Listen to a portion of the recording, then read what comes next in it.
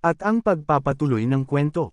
Ngunit sa halip na menas, tumawal ang si Luo Chen ng may halong pang-iinis. Ano, gusto mo akong paalisin? Paumanhin, pero napakabigat ng labanan na ito, kaya dapat na akong magpahinga. Nang makita ni Wei Hao ang tila pang mamaliit ni Luo Chen, nag-apoy ang kanyang galit. Hindi niya matanggap ang kawalang respeto nito. Sa isang sigaw na umalingaw sa buong lugar, inihayag niya ang kanyang galit.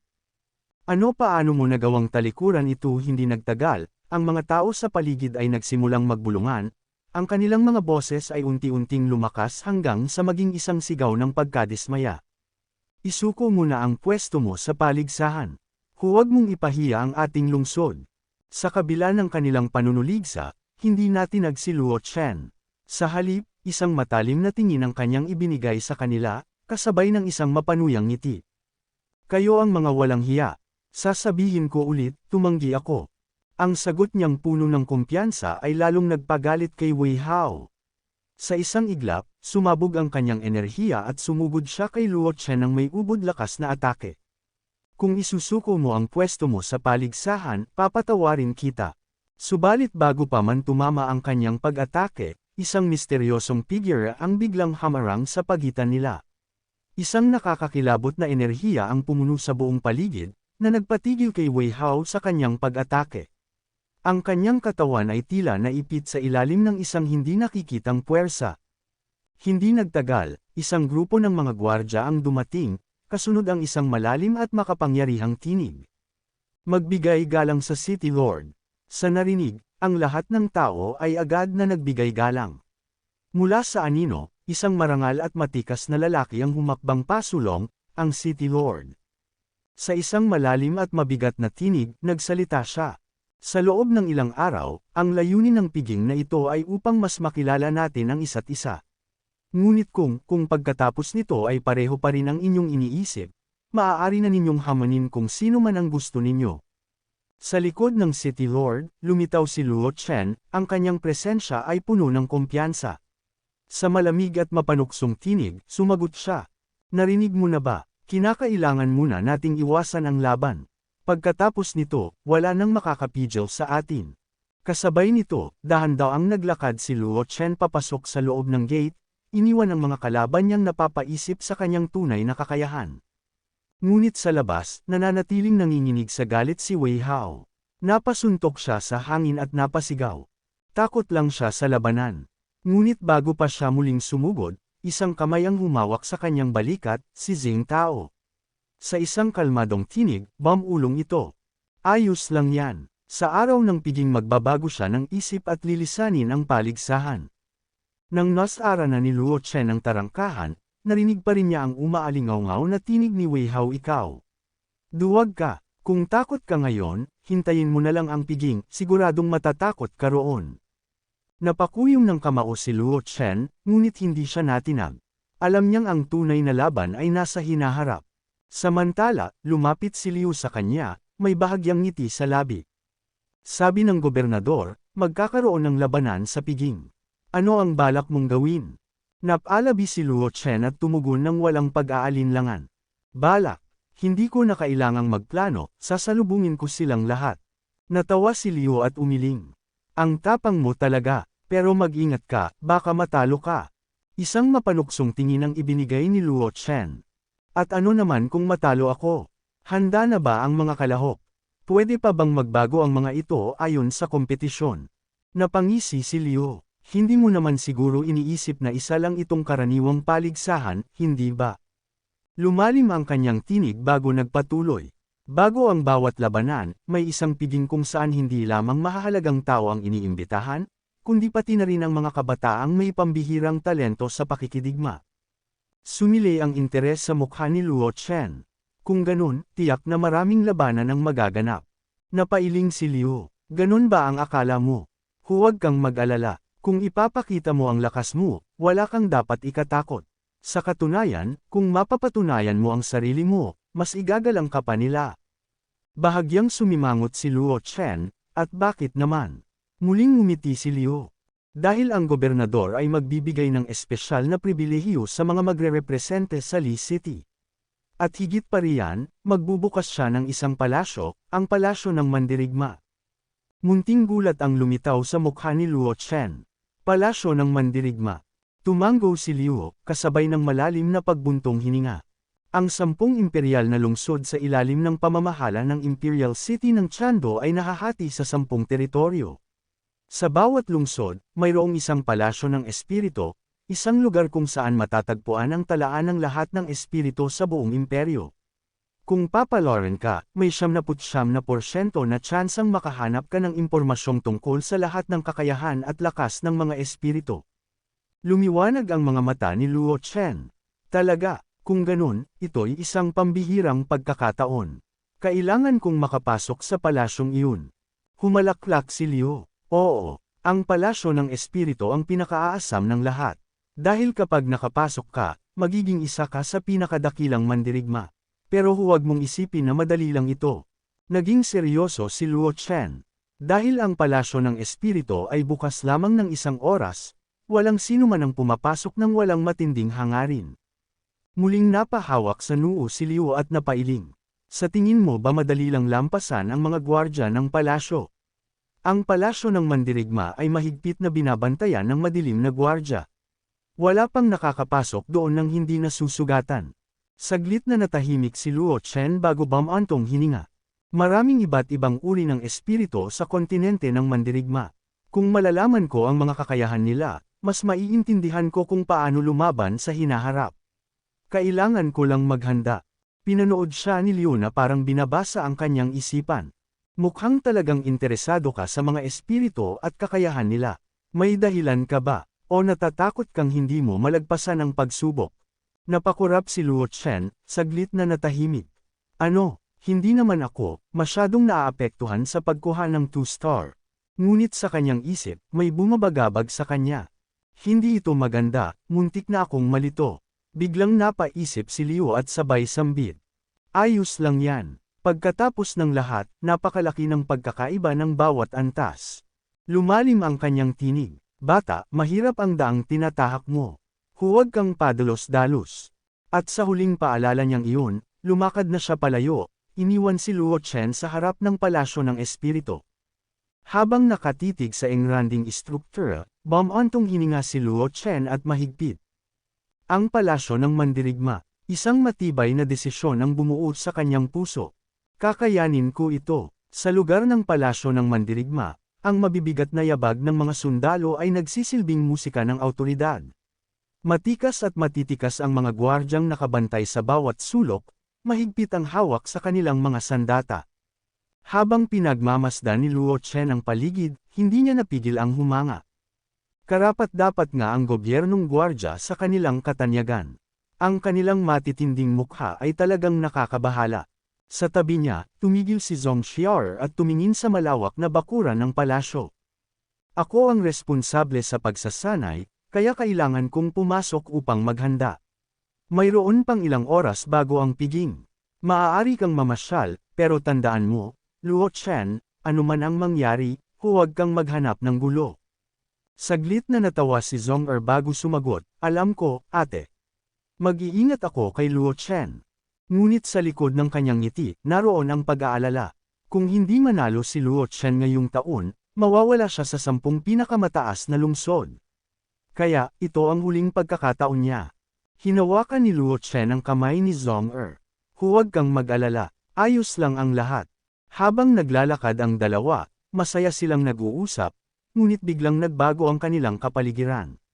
Nang may nakasalubang sila at nagwika ito nang hindi makatarungan ang sistema ng paligsahan na ito. Sinamantala ng pamilya Zhong ang kanilang kapangyarihan upang kunin ang 2 pwesto para sa kanila. Isang babae ang lumapit, ang kanyang mga mata ay puno ng hinanakit. Luo Chen, hindi ko pa narinig ang pangalang iyon. Paano natin mahahanap ang batang iyon? Sa tabi niya, isang lalaking may matalas na titig ang humalaklak. Sayang naman kung may masasama sa ranggo na hindi karapat-dapat. Napakunot noo si Zhong habang bumubulong, naghahanap ba kayo ng gulo? Lumapit pa si Wei Hao, may halong panunuya sa kanyang tinig. Anong pagkakataon? Hindi ba tiyan sinagi ng Zhong at Luo Chen? Mas tumindi ang tensyon nang lumapit pa ito kung ayaw mong mapahiya sa piging.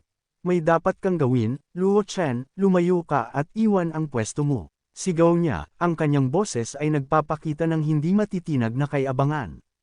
Ngunit hindi natinag si Luo Chen.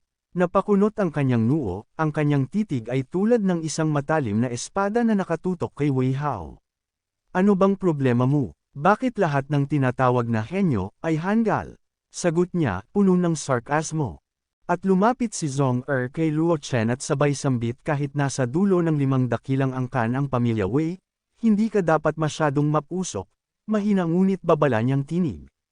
Nag-alinlangan si Luo Chen, si Ate Zhong sa isang iglap, bumalik siya sa kanyang katinuan. Pinigilan niya ang kanyang galit at mahigpit na hinawakan ang kamay ni Zhong Umalis na tayo, sabi niya, umaasang maiiwasan ang gulo. Isang buntong hininga ang pinakawalan ni Zhong Ngunit isang mapanuksong halakhak ang dumagundong mula kay Wei Hao. Ano, takot ka ba? Napatigil si Luo Chen, ang kanyang katawan ay biglang nag-init sa galit. Lumunok siya ng hangin at bumaling pabalik, ang kanyang mga mata ay nag-aapoy. Kung gusto mong lumaban, maghintay ka na lang sa piging. Ngunit hindi nagpatinag si Wei Hao. Ngumiti siya, ang ngiting iyon ay puno ng kasiguruhan at panlilibak. Iniutos na ng gobernador na bago ang opisyal na pagbubukas, lahat ng laban ay pinapayagan. Gusto ko sanang tapusin na ito ngayon.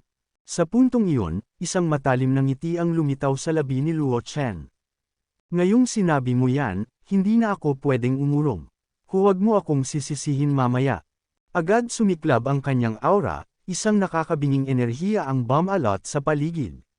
Ang kanyang espiritual na presensya ay nagdulot ng bahagyang pag-urong ng mga nasa paligid, at ang kanyang tingin ay tumulim na parang isang matalim na espadang handang sumibat. Hindi ka nag-iisip, sigaw ni Wei Hao, at sa isang iglap, sabay silang sumugod sa isa't isa. Ngunit bago pa man tumama ang kanilang mga kamao, isang napakalakas na enerhiya ang biglang bumagsak mula sa itaas. Isang anino ang bumaba sa pagitan nila, mabilis, makapangyarihan at hindi matinag. Napaatras sina Luo Chen at Wei Hao.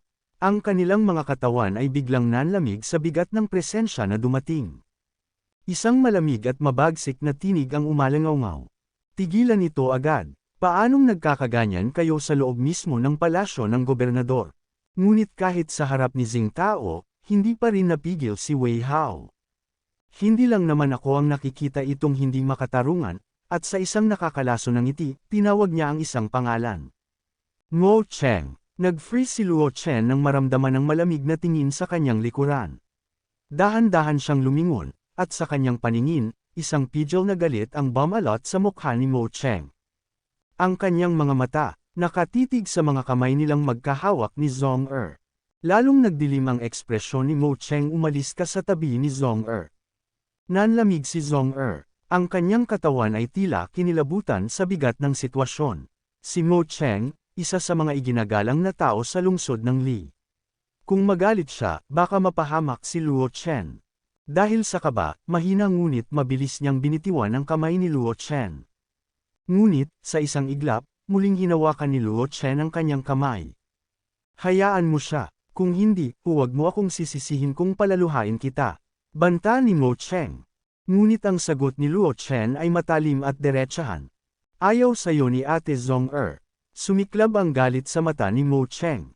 Matagal na kaming magkasundo, magkasama kaming lumaki, kilala ko siya ng higit sa sinuman. Tahimik na nakayuko si Zhong ngunit sa kanyang isipan. Galit si Mo Cheng, masasaktan si Luo Chen kung magpapatuloy ito. Pumikit siya, huminga ng malalim, at mahina ngunit matatag na sinabi, tama na.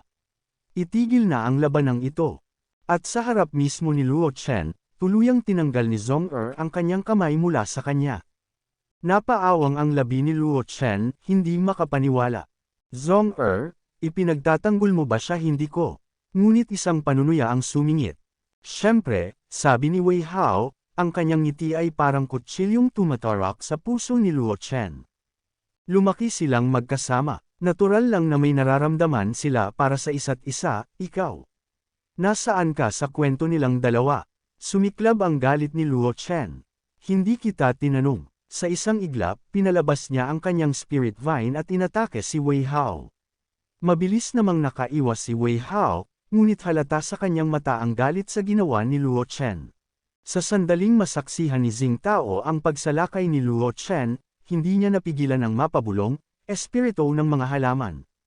Hindi ganyan kawalang silbi si Luo Chen. Samantala, si Luo Chen ay lumapit kay Zhong ang babaeng matagal na niyang minamahal, at may pait sa tinig niyang sinabi, talaga bang gusto ni Ate Zhong ang walang kwentang taong ito? Ngunit hindi sumagot si Zhong iwinaksi lamang niya ang kanyang tingin. Ang malamig niyang kilos ay tila patalim na tumarak sa puso ni Luo Chen, dahilan upang mag-alab ang kanyang galit. Sa isang iglap, tumalikod siya at tumakbong palayo, hinayaan ang sarili na lamunin ng dilim ng gabi. Luo, mahinang yuzel ni Zhong ngunit huli na. Sa kabilang panig, isang grupo ng mga mandirigma ang nakasaksi sa pangyayari. Isang lalaki mula sa kanila, si Gay Long, ang lumapit at bumantong hininga. Bakit mo ginugulo ang babaeng iyon? Hindi ba may iba kang hinahanap? Napangiti si Gay Long, ngunit puno ng hinagpis ang kanyang sagot. Akala ko lang, espesyal siya. Patuloy na tumakbo si Luo Chen, hindi alintana kung saan siya patungo, hanggang sa tuluyan siyang mapagod. Hingal na hingal siyang huminto, tumingin sa paligid at napabulalas, saan ako?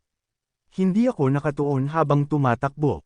Bigla, isang malakas na tinig ang sumambulat mula sa malayo. Bilasan mo, hampas lupa. Agad siyang nagtago sa gilid ng isang kawayang pilit pinapanatili ang kanyang hininga. Napakatinding amoy ng dugo, bulong niya sa sarili. Maya-maya, isang grupo ng mga mandirigma ang dumaan sa kanyang harapan. Ang lalaking nasa unahan ay galit na nasasayang ang oras. Bilasan mo. Nang masigurong wala na ang grupo, marahan siyang lumabas mula sa kanyang pinagtatagwan. Ngunit nang makita niya kung saan nagmula ang mga lalaki, nanlaki ang kanyang mga mata. May pumatay sa mga gwardya ng palasyo ng gobyerno. Baka magpakita ang mamamatay tao sa piging. Kailangan niyang siyasatin ito. Agad niyang sinundan ang mga yapak ng mga pumatay, ngunit sa kanyang paghabol, bigla na lamang silang naglaho. Papapatay pa ba sila ng mas marami?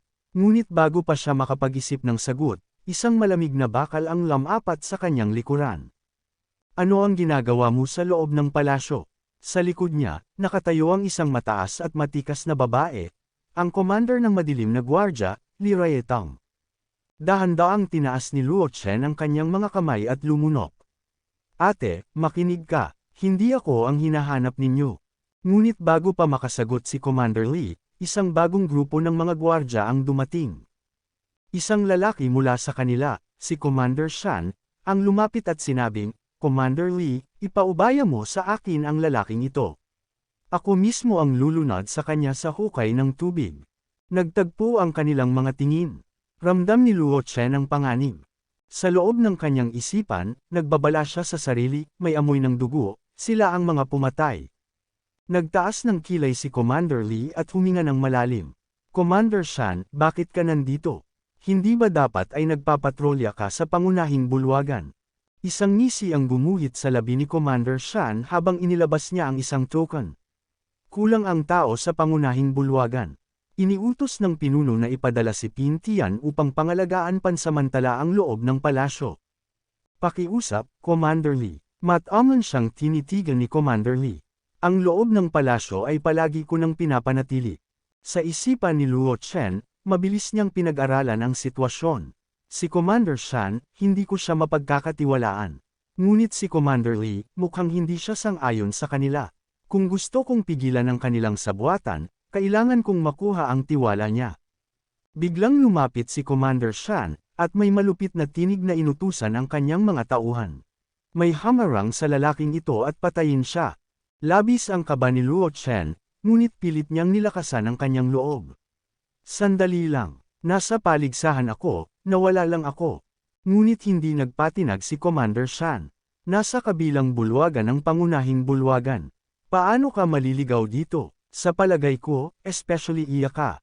Mas lalong lumakas ang tibok ng puso ni Luo Chen. Alam niyang kailangan niyang kumbansihin si Commander Li bago mahuli ang lahat. Ate, maniwala ka, hindi ako nagsisinungaling. Naglibot ako sa palasyo, nakita kong pinatay ang mga gwardya, sinundan ko ang mga mamamatay tao kaya ako napadpad dito. Napatitig sa kanya si Commander Lee, malamig at matalim ang tingin. Ang madilim na gwardya ay nagbabantay sa palasyo ng pinuno. Alam mo ba kung ano ang mangyayari kung ikaw ay nagsisinungaling? Ngunit hindi natinag si Luo Chen. Hindi ako nagsisinungaling. Sigaw niya, may bundok ng mga bangkay sa likod ng hardin. Biglang lumakas ang tinig ni Commander Shan, sabay itinuro si Luo Chen. Anong kalokohan ang sinasabi mo? Sigaw niya, hulihin siya. Ngunit bago pa makagalaw ang mga kawal, bumagsak ang tinig ni Commander Lee. Sandali. Napatingin ang lahat sa kanya. Ito ay isang napakaseryosong bagay. Sa kasalukuyan, ang pista ay inihahanda sa main hall. Kailangan kong tiyakin ito mismo. Humarap siya kay Luo Chen. Binibigyan kita ng pagkakataong patunayan ang iyong sinasabi. Ituro mo ang daan. Nakangising lumapit si Commander Shan. Kung ganun, ituro mo nga ang daan, muntik hayop. Sarkastikong sabi niya. Ngunit tandaan mo ito, kung wala kaming makitang mga bangkay, yumuko siya at tinutok ang kanyang daliri sa mukha ni Luo Chen, iisipin nilang isa kang especially iya.